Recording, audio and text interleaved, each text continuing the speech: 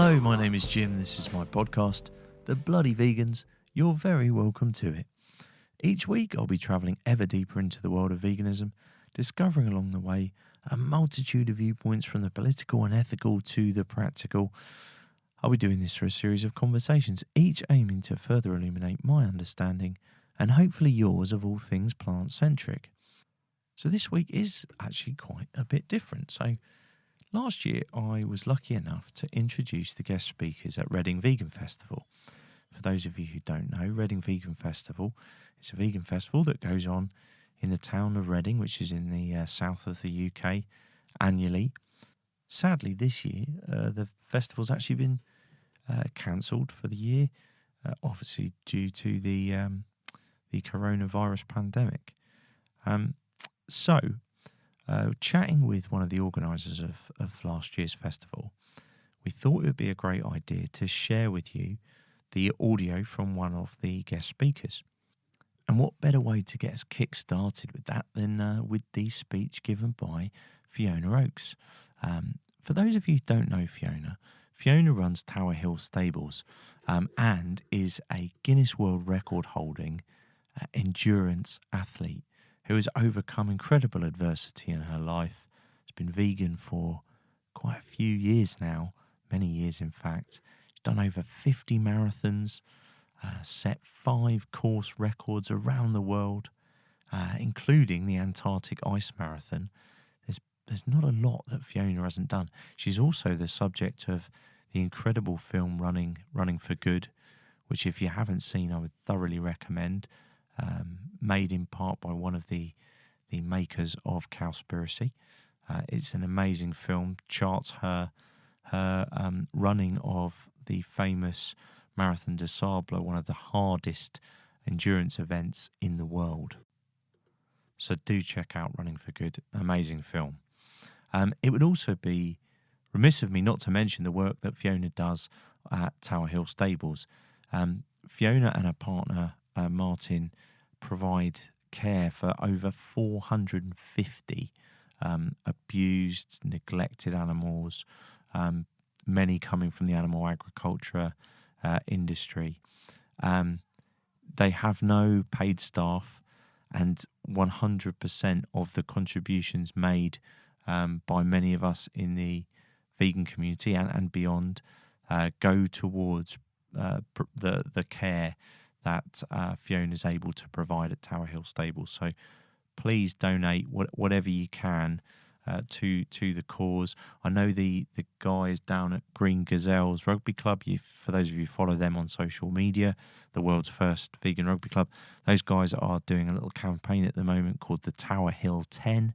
So if you run a 10k or ride a 10k, walk a 10k, whatever you want to do, you can raise money, get sponsored maybe to do that, post on social media using the hashtag Tower Hill 10 and donate some money to Tower Hill Stables, particularly at this really tough time, looking after that number of animals when a lot of running events, etc., speaking engagements that Fiona may have been involved in that support the sanctuary. When those things are off, donations are even more critical to provide, whether it be feed, veterinary care, etc.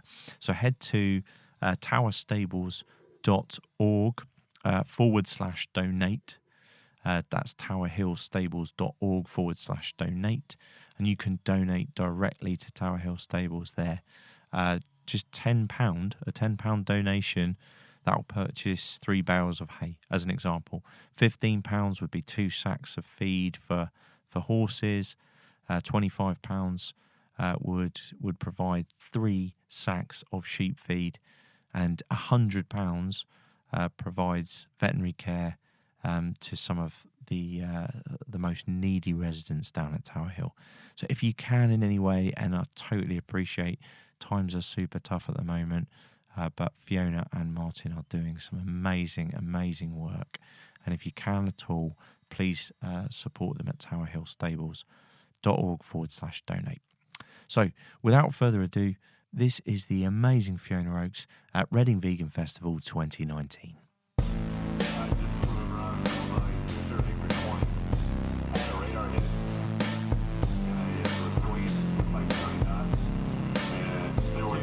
incredible Fiona Oakes. Hi there, thank you for inviting me here to speak today. I'll just tell you a little about myself. I am Fiona, and this is Percy, and I have been vegan for 47 years.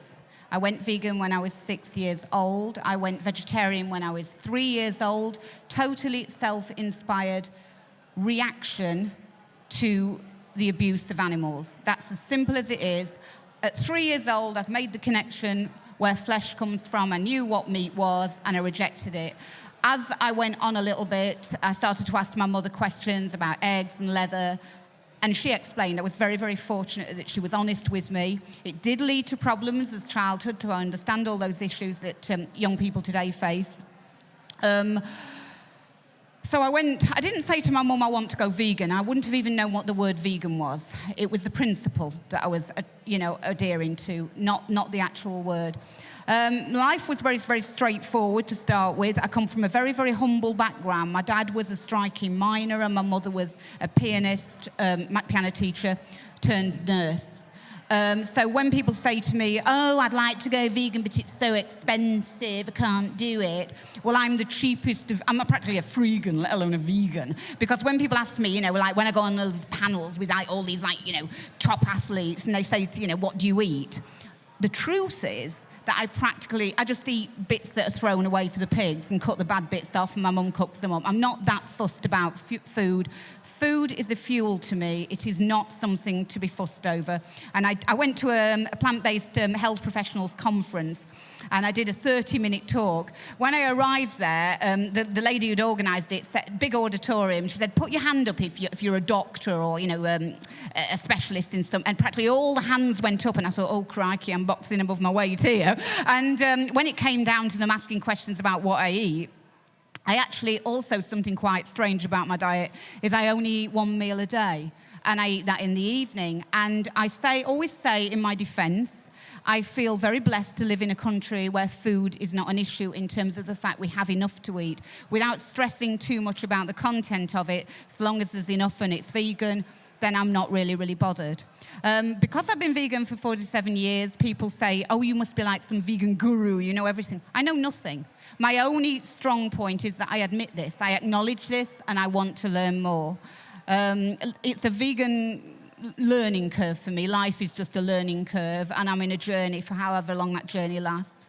So when I was young, it was quite easy for me. I was obviously at home. We were very, very lucky in that back in the 1970s, my mum had a piano teacher who was a vegan lady. She actually knew Donald Watson, the instigator of the Vegan Society, and she was able to articulate to my mum in adult terms what I was feeling and going through as a child. So she was able to help her with kind of nutritional things. But I still basically eat what I was eating back then, because I've never had ice creams and cakes and stuff like that. I've never really had that sort of thing. I don't crave them, so I don't feel the need to replace them. That's not to say I don't find these substitutes important for other people who have been brought up on those products and do want them in their life. I just don't. In an ideal world, I would like to see civilization a bit like me, where they don't crave these things because they've never had them in generations to come. But we're dealing with the now. So anyway, life went pretty smoothly for me, very outdoorsy, always into nature, always into sport. During my teenage years, I was hospitalised a lot through orthopedic reasons. Nothing to do with being vegan at all. So problems with my knees, which led me to have quite a radical operation, which meant that I had my kneecap removed on this side, and I was told at that point that I would never walk again, let alone be able to run, which was a bit of a body blow for me as a very athletic kid. I will say at that point, in and out of hospital, this is back in the 1980s, that my veganism was aligned to an eating disorder, and my mum was threatened with prosecution for child cruelty for allowing me to be vegan. So you can see what it was like back then. It's never been easy. After that, because a sedentary life was what I'd been led to believe that I would have to follow, I went to London and I got a job as a secretary. I know, that's unbelievable that I would be working as a secretary. I wasn't the world's best secretary, but bless him, I had a very, very nice boss who understood that I really didn't want to be behind a desk typing away. It was always a dream of mine to actually have an animal sanctuary. I never thought it would become a reality. Just to explain to the younger people in the audience, we bought Tower Hill Stables back in 1996. That's the main site of the sanctuary. It always was to very recently. And it cost £226,000. But Martin, my partner, sold his bungalow, detached bungalow, in Ongar for £86,000. So it was a huge differential to try and get somewhere with some land. Why we did it at that point, well, I must explain, because it's very, very complicated, because there's so much to it. I was working in London, and my boss... I was living in rented accommodation, rescuing there. So I got like pit bulls, I got chickens, chinchillas, all in this rescued accommodation. And one day my landlady came round to actually just inform me she was going to sell the house. And she opened the door, and I opened it, and I was holding a poorly chicken. And she kind of looked at me and said, I'm coming to sell the house. She wasn't that angry that I'd got animals in there, but I'd got to move out. So my dad said, look, you need to buy somewhere. You've got all these animals. I didn't really look into the terms of tenancy, and no one would let you keep like a menagerie. So we said, you need to buy somewhere. So I bought myself a little end terrace cottage. And unfortunately, the buying process was taking longer than the eviction process. So my boss, Nigel, terribly, terribly posh man who was married to some lady who lived in Wimbledon, and his mother was lady in waiting to the Queen or something like that. He said, look, I feel responsible for you. You'll have to come and live with me. I said, Nigel, with the best will in the world, I don't think Karina's going to want me. 47 bikes, because I come from I took to cycling because I couldn't run. Like loads of chickens, chinchillas and whatever in Wimbledon with you and your 3 kids. He said, take your point. So what happened then was he literally marched me round to where Martin was sitting, pretending to work, because Nigel was approaching with me. And he said, Martin, do you know my secretary, Fiona? Yes, I think so. We've met her. Oh, right. Well, she needs to come and live with you for a while, because she's actually buying a house where you actually live, and you've just bought one. So it was, I think Martin didn't really want me there. He just didn't want to upset Nigel. So anyway, I moved in there, and then he wasn't vegan, he wasn't vegetarian, but he'd moved out of the house because he was thinking of becoming vegetarian, living with his parents, and his mother was one of these mums that says, no way am I cooking 2 meals. While you live under this roof, you eat what I, that kind of thing. So he'd bought a bungalow of his own. So then we started to rescue a little bit more. We got a bigger garden. And we also had horses at local farms. And it's because one of these horses, a rehabilitated racehorse, Oscar, had an accident. I used to go to work, cycle to work, about 40 miles each way. And on the way, I'd call and do the horses. And I cycled home. I called my horses. We got 8 at that time. 7 came. Oscar didn't come. Went into the field and found him impaled on a fence. He'd had a dreadful accident. Later found out that the farmer, whilst I'd been at work, had allowed people to go and shoot rabbits in the field. Oscar had got frightened and damaged his hindquarter. He nearly lost his life on barbed wire. So now we're kind of teetering on this kind of, we need somewhere of our own. We need to alter this model. We can't keep on with this. But how are we going to ever afford that? But this pushed us over the limit. We nearly lost Oscar. He was at the vet for 13 weeks. And in that 13-week period, we literally went full throttle to try and get somewhere with some land where we could care for the animals on our terms rather than on someone else's. We didn't set it up as a sanctuary in terms of a business or anything like that. It was a place of sanctuary for the animals we'd already rescued.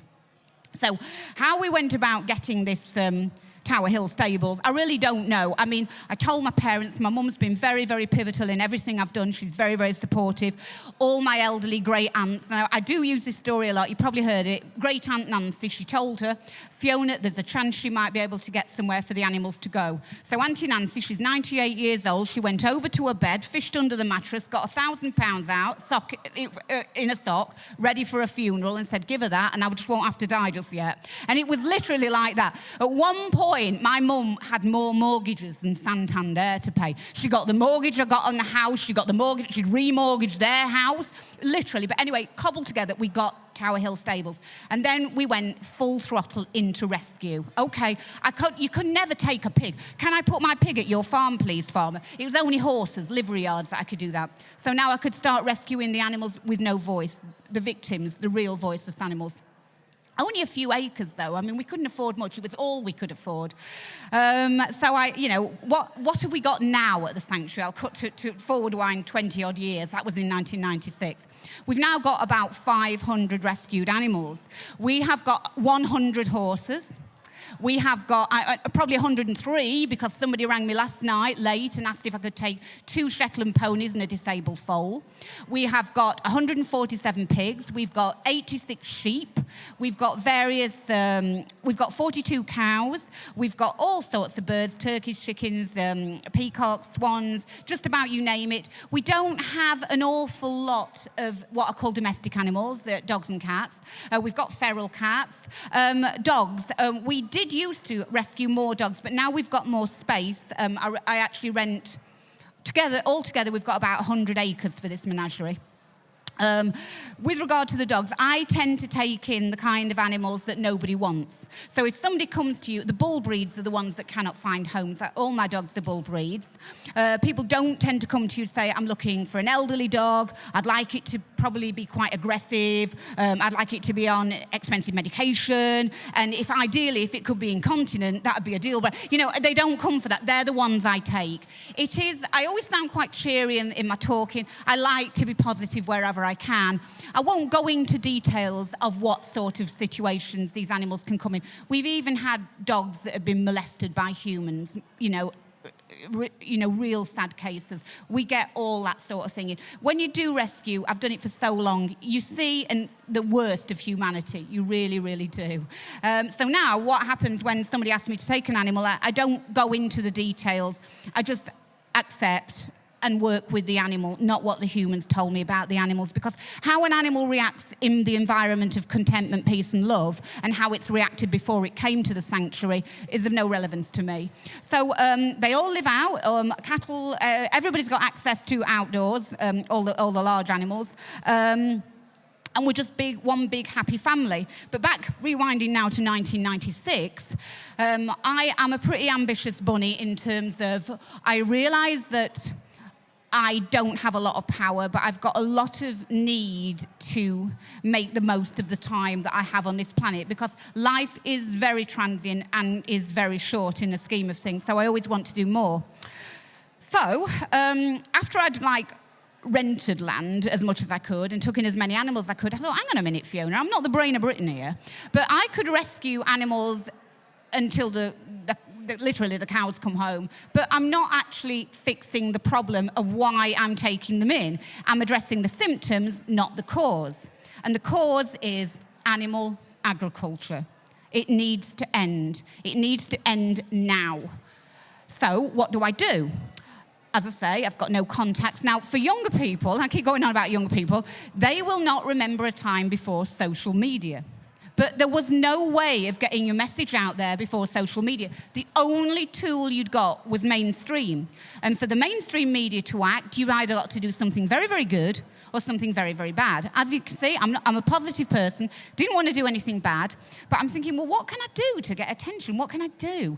The only thing I'm half good at is sport, but nobody is interested in women's sport. Hang on a minute. What's that I hear on the radio? Paula Radcliffe's winning marathon. Her name's been bandied everywhere. Marathon runner. And I'm not much of a runner. I've got no talent for running whatsoever. I've just got a lot of desire to do it for the animals. That's all I'm about. I just put in 100% of what I do. It's the same model for the sanctuary and whatever I'm doing. I want to do my best for them. And the logic behind it was, I better get good at marathon running then. That's all it is with my running. I just better get as good as I can.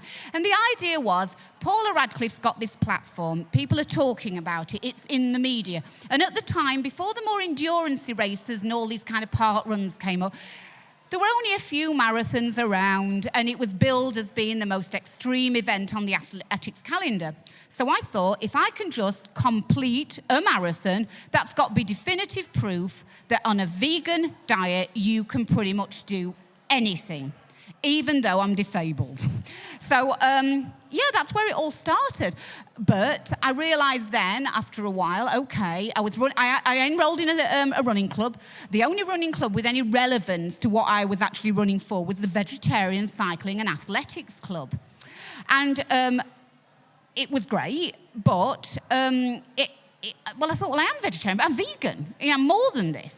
And when I started to qualify for like championship starts in London or elite races, which actually means on the biggest marathons in the world, you would be on the front row standing next to Paula Radcliffe. In London, a small handful of runners would go off 45 minutes before the men and the main race. So whatever was on your jersey was going to get seen by the masses.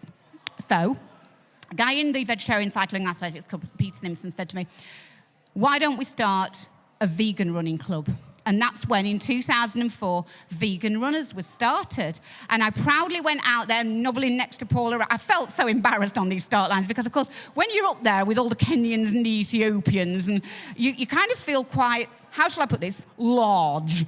And they're coming along the line, and I'm proudly standing there with my vegan runner vest in. And then I'm thinking to myself, I'm very proud, but I hope they've got a wide-angle lens on here because they're going to need it to get me on compared to, I look like a giant love child of Mrs. Blobby and the Michelin Man standing there next to these tiny little creatures.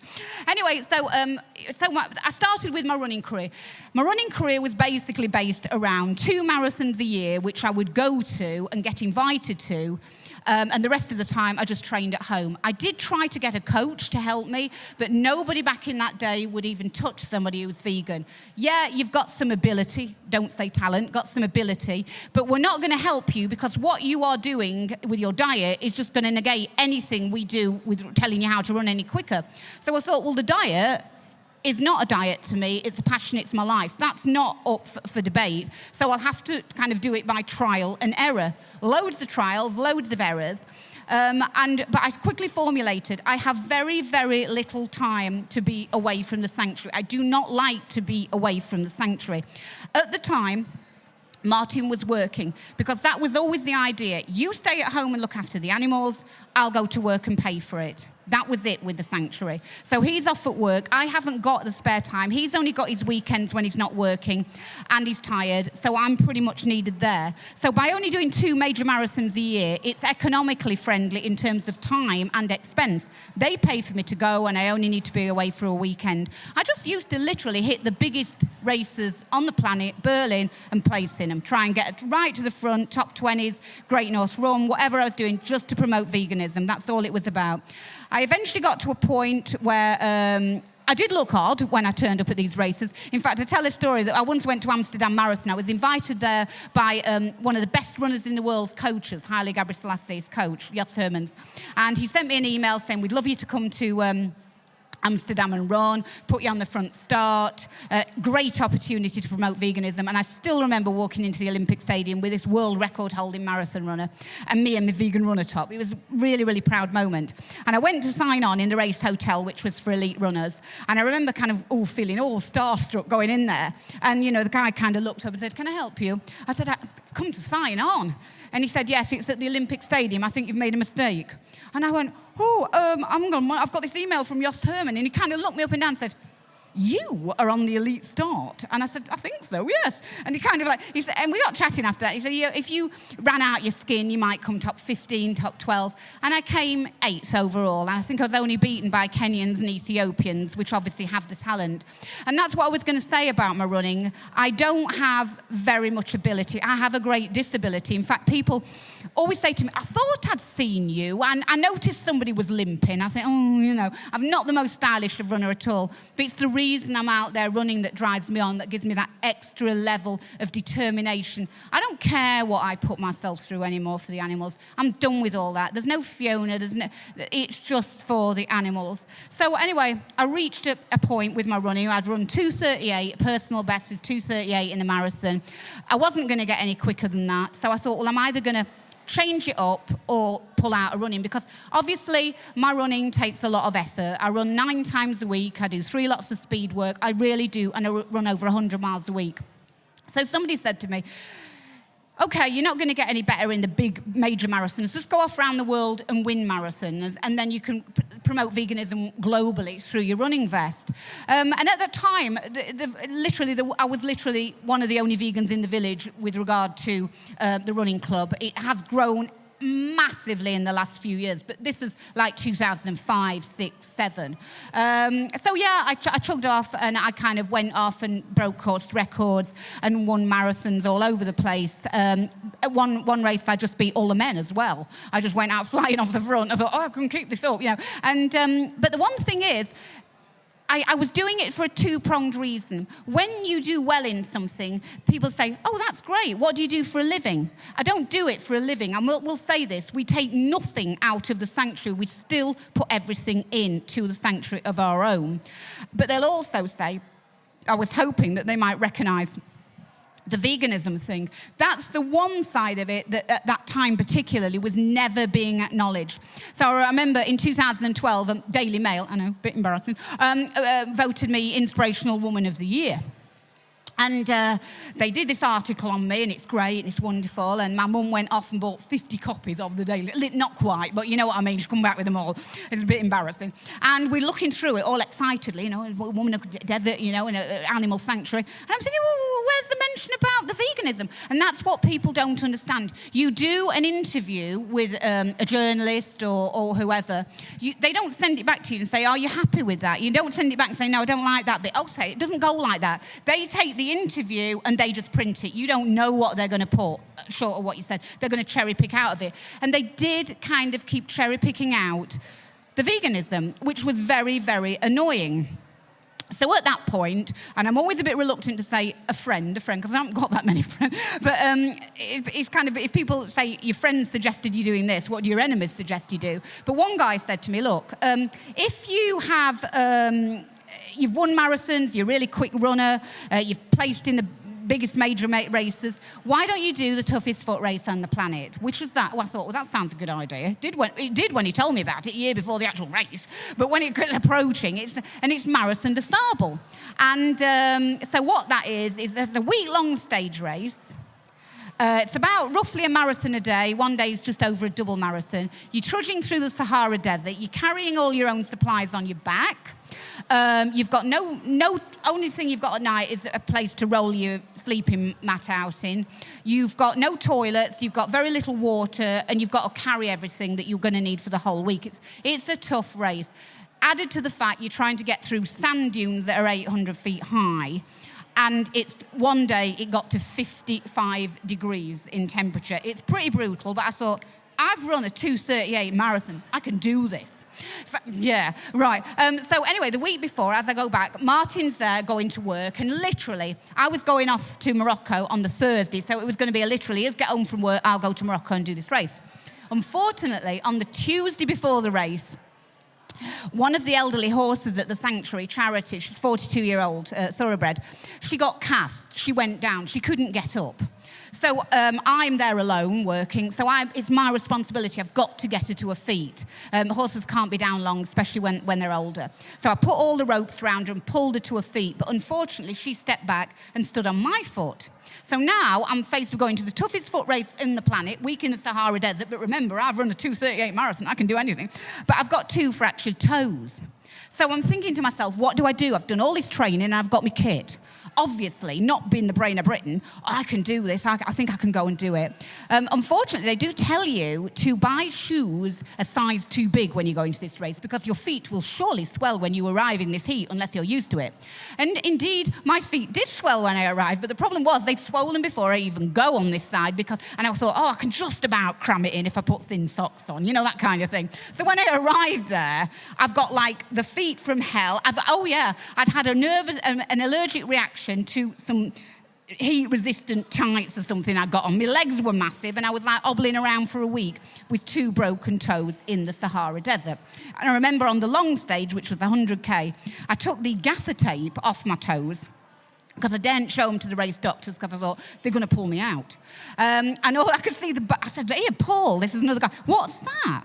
He said, it's your bone in your toe. It's sticking out now. I thought, oh, my God. I better put the gaffer tape back on and just get through this the best way I can. And people actually say to me, what did you eat that week? And I'd taken, like, a large supply of Mar Baker bars. That's what I got. My plan was based around Mar Baker bars because there wasn't the vegan expedition food back at that time. But I ended up with, like, a bag full of painkillers and a bag full of boiled sweets, and the rest of the stuff I just couldn't eat. I was very, very ill. But I got through it.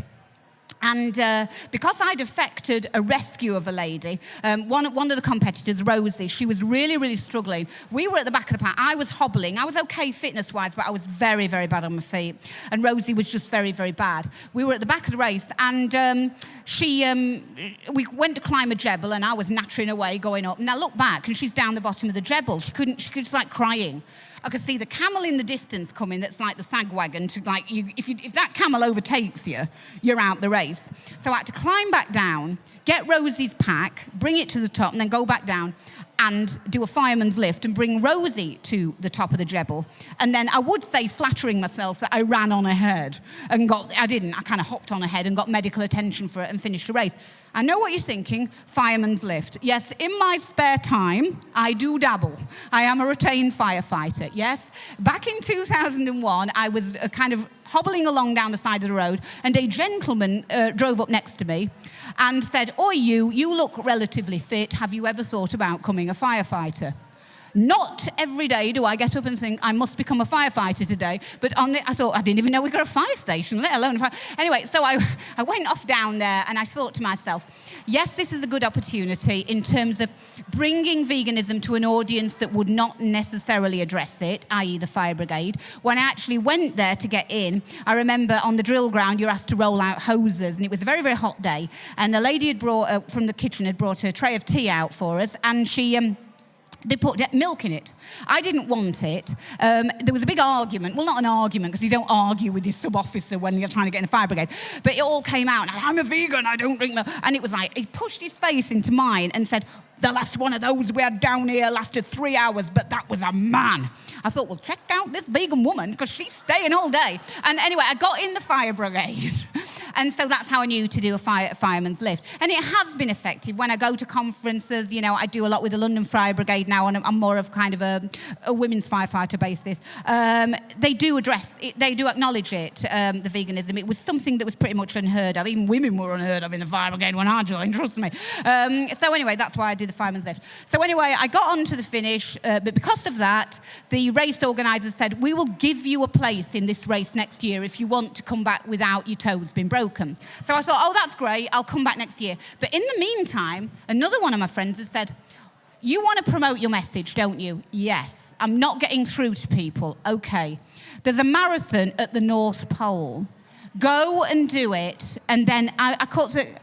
No, I don't feel particularly proud about these races that I've run. In fact, I always my normal form of transport is either my bike or I run, and I never actually go anywhere very much apart from to do races and like on the train. But I was desperate to get this message out there. What message?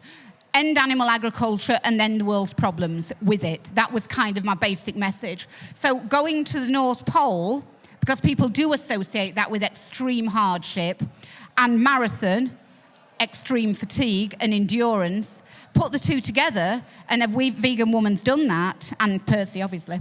And then you've got something that you say, if I can win a marathon at the North Pole, you can do whatever you want to do on a vegan diet. That's the proof. I'm creating the proof for you. So I trudge off to the North Pole. I didn't actually think there would be a race at the North Pole. I thought we'd be off to somewhere with a lot of snow in Norway. We'd quickly get out, do a quick 10K and back in, say that were a long way. We might as well call it a marathon because, it was cold. But no. We were there at the North Pole, trudging around 9 laps of 3 miles and whatever. But unfortunately, the reason I went to this marathon was I actually looked into doing it. It was actually exactly the same time as the Marathon de Sable. But when I looked into it, the cost was totally prohibitive to me. Rain check, never going to do it. But the race organiser rang me and said to me, if you will do my race this year, I'll give you a place. I want you there. And I think his logic was he wanted to expose it to more women, and he couldn't get one that was stupid enough to go, that was actually able to get round it in anything like 12 hours and walk it. So I decided, yeah, that's great. I will go and I'll do this. And to be fair, the exposure I got for veganism was massive after that race. But the only thing was the race organiser didn't like it, because now he's got to a situation where he's got 50 blokes who've paid 12,000 euros to go to a race at the North Pole and be completely humiliated by a vegan woman carrying a small teddy bear. He didn't like it, you know what I mean? And they're saying, you paid for her to come and humiliate us. What are you thinking? So, but it did the job. It actually got the message of veganism out there. And some of the guys there said, you're obviously really good at this sort of running. I thought, I'm not good at any sort of running, but, you know, why don't you go and do a world record? If you do a marathon on every continent, you'll be the quickest woman to do that in days elapsed. Anyway, long story short, I put it on a back burner. I haven't got the money, I haven't got the time, hadn't particularly got the inclination, but all the time I'm desperately trying to push this vegan message in a positive way, and I cannot make people address it. 2013, when I came back from winning the North Pole Marathon, breaking the world record, smashing the men to pieces, BBC rang me up. Remember it very clearly in my mum's cottage. Arranged me to go up there, then a researcher rang me up, to discuss various bits and pieces. The only thing that they were keen for me to say is, don't mention the fact you're veganism. We don't want you to talk about veganism on that show. And that was opening and closing BBC Breakfast. That is absolutely true. I've had that a couple of times. I've been set up by the media. You think you're going off to Sky News to talk about running for good. Next thing, they're quizzing you on, don't you think it's a bit extreme that somebody's lost his job for saying all vegans should be dead? You get all that sort of thing. There's a lot of vegan negativity out there, trust me. So anyway, I didn't think it was going to be possible, but it was niggling away. World record, Guinness World Record, animals, veganism. I want to do it. And again, I went to my mum and dad. The only thing they'd now got left is a small cottage in Tillingham, because he'd moved down to live near me. And my mum said, if you need to do this, if you think this will do what you want, if this will help the animals, we'll remortgage, go and do it. Unfortunately, they didn't have time to remortgage, and somebody did step in and sponsor me. The unfortunate thing was, I thought the jolly nice people at Guinness would, I'd say, I've done these races, here are the results, give me my world record. No, it weren't like that. It was like, we want you to take 2 people with you, you want 2 people running around with you to make sure it's you that's running, or else you can have somebody at every mile marker to take a photograph of you with the mile marker in the background. I'm going on my own with Percy. He's rubbish with a camera. What can I do? So anyway, I thought the only thing I can possibly do is go, if I go and win these races or place in these races, the race will validate it for me, because they'll have me up on the winner's podium saying this is the winner of the race, and, you know, obviously they're going to believe that. So now I'm faced with going to like a marathon every week, every other week on every continent, and winning it. But I did it. I broke 3 world records on that occasion. I'm actually the fastest woman running time to run a marathon on Antarctica and the North Pole. When I came back, I was really, really upset that even though I'd done what the press had asked me to, there was a guy from the Daily Mirror who wanted to interview me and do a big story on it. It was actually coming up to the month of December. It was just December when I arrived home. And I went back, look, I've broke 3 world records, let alone 1. Can't do the story. Why can't you do the story? And eventually he told me, it was at a time when Aldi and Lidl, one of the two, were going from the basic market and trying to transition into the luxury market. And they were advertising things like the 3-bird roast, you know, the double chocolate trifles, in a big push up to Christmas to kind of get in there amongst the big players, you know, like Sainsbury and Tesco. So they said, our advertisers pay our wages. We're not going to give a free advert. We're going to upset them by giving a free advert to a vegan person who's going against everything that they say. So anyway, basically, they dropped me. Story of my life. It really, really did depress me. So I went on... I just carried on with what I was doing, went back to Marathon des Sables in 2014. This is where I'm drawing in things like Compassion for All, because I've seen it. In 2014, I went back to Marathon des Sables. One guy in my tent, Mike Julien, was there. He probably shouldn't have been there. He had cancer. He was on chemotherapy, had leukemia. By the second day, he was crying. He was on his knees and he couldn't continue on in the race. He said, if I can get through the next day, which was another marathonish distance, the next day following that was the long stage, the big one. People are frightened of being alone in the desert on their own, trying to run 100K or whatever. And kind of Miss Poppet stepped up and said, you know, okay, Mike, we've got a situation. I know what it's like to suffer in this race. I did it in 2012 myself.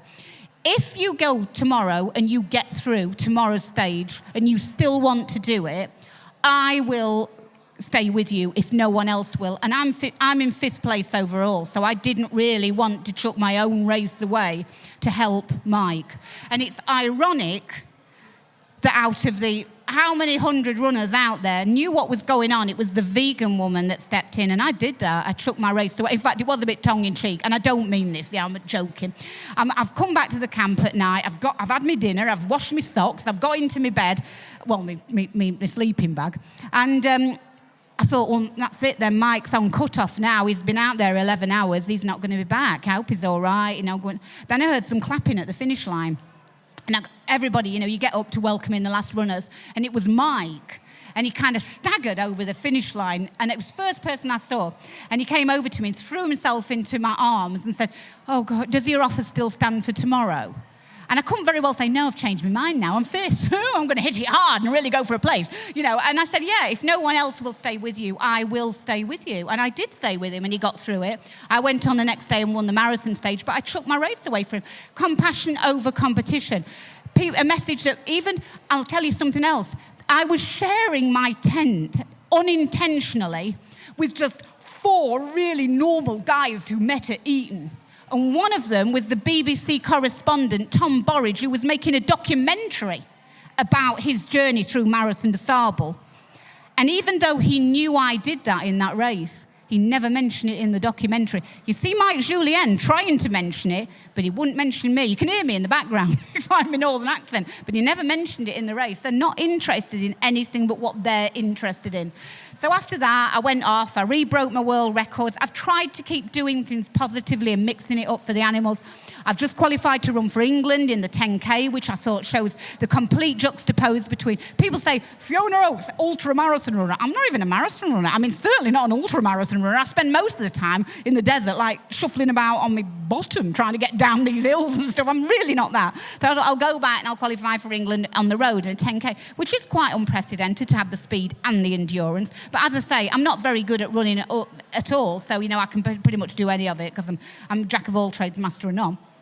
I've done all sorts of things to promote what I believe in, and seriously, my passion is the animals, but it's so much more now. When I started being vegan on my path, my journey in 2006, it was just a simple equation. And people say, oh, that's a bit radical. Radical. It's the broccoli. It's eating broccoli. It's not eating dead flesh. And I'm radical. I think not.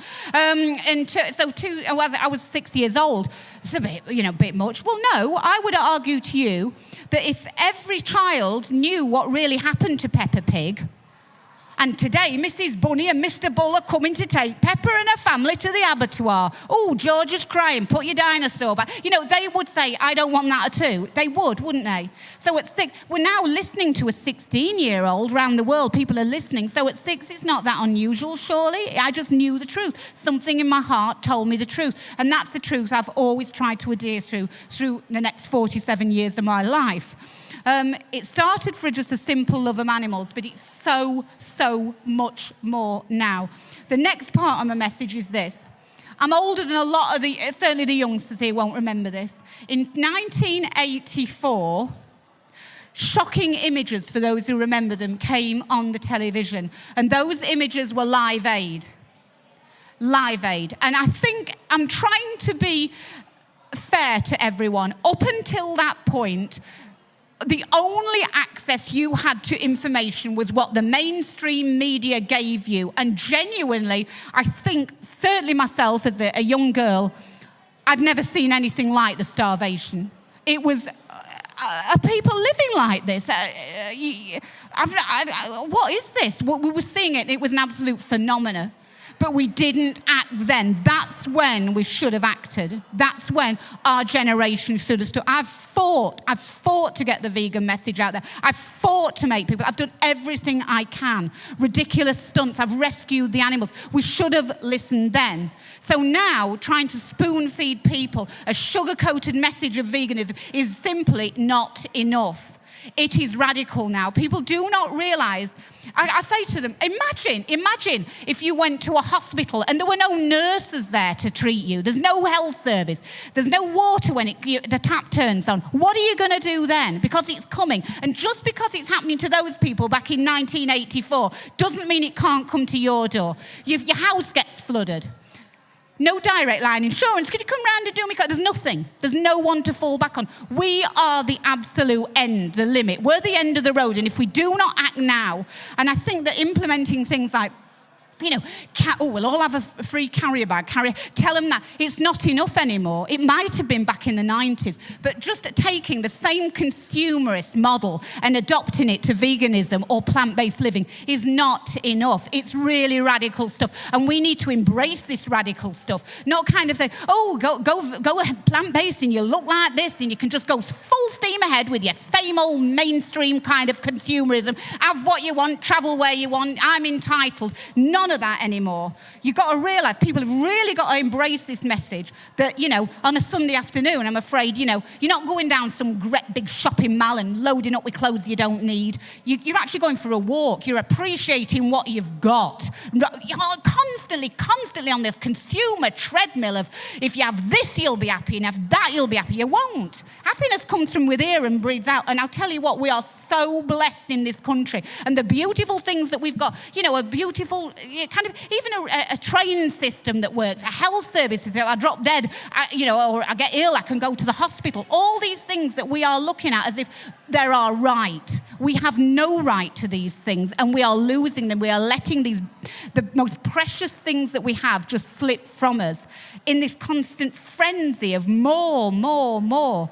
So, for instance, I absolutely adored the young girls talk, because the lovely young lady, she's sitting in the audience there, gave a great talk. She is the future. She's got the message nailed. We've got to adopt it. Constantly we're trying to put plasters on wounds. We need to go back to the foundations and address the way we think and feel. Not just kind of replace one consumer model with another consumer model. We need to realise that happiness and contentment comes from in here and spreads outwards. It does not come from here and go inwards. And that is my message now, because it is, I think, from my perspective, it is becoming too late. If we have got to, listen to scientists, if we've got to listen to celebrities to tell us what to do, I seriously think it is too late. We only need to open our eyes and have a look what's happening to the environment. We should be living in a society now with all the information we have available to us to make our own decisions. You can see what's happening. We need to act on it now, and it's every fundamental factor of our lives. Cooking from home, accepting less, and embracing that fact, and realising how lucky we are to have what we have. Things don't make you happy. And I think that actually, for myself, I've always known this, but when I go to races like Marathon des Sables for a week, you've got what's on your back. That's all you've got. If you can't, but I've seen grown men bartering. Head of Credit Suisse, I did in my tent once. He was having a serious discussion about how many pieces of toilet paper a Nurofen was worth if he was swapping it with this other runner. It was really, really getting nitty-gritty. So what I'm saying is, you've got everything on your back. You've basically got a marathon to do every day. It's hot. You feel terrible. But you know what? You've no mobile phone, no connectivity. You're happy. You're happy just to get through it. And luxury is relevant to what you've got available to you. And you get to these races and you arrive there, and some of the guys, I can't possibly live like this. This is absolutely disgusting. There's no toilets, no shower. Literally, it's like, oh my God, we've got this for a week. After a couple of days, they're getting back to that tent and thinking, how blessed are we? It's stopped and we can lay down, and everything takes on a different image when you're in those situations. So I'm not suggesting everybody enters a multi-stage race to learn this, but we really have to wake up and see how lucky we are. It starts with animal agriculture. It starts with plant-based living. I believe that is the thing that we can do in the immediacy to give us a little bit of time to actually address issues for the future. But it certainly doesn't end there. We've got to alter the model and the way we think and we feel and we act towards all other creatures on this planet, and realise that every action we take impacts another or many other creatures. I believe that wholeheartedly. I hope that the message is getting through to people now. It's still being avoided. It's still being avoided by politicians. It's still been reneged. It's still been laughed at. But believe you me, if we're right, there will be no one to get us out of this hole. No one. There's no plan B after. So we need to act now. And it is every action you take, think about and be responsible for. And it's learning to just literally be happy with the things that matter most, which is your health. I mean, we're not in fear of our lives. We've got food. We've got water. It doesn't matter what sort of water. When you've been desperate, you're not going, is it Evian? Is it Perrier? Don't drink that. Is it fruit flavoured? It's just water and you can drink it. And that's the most important thing. Can we imagine a world with water shortages? We live in one. There are water shortages and droughts in Africa, but we don't care in the first world because it's not affecting us now. But when it does come to our door, it will be too late. It really will be too late. So, anyway, I hope that's not too dramatic. But anyway, thank you very much for inviting me over here to speak. I hope you enjoyed it. Anybody's got any questions, more than welcome to answer them. If I know the answer, I probably don't because I don't know very much. And enjoy the rest of your lovely day in the sun. Thank you very much.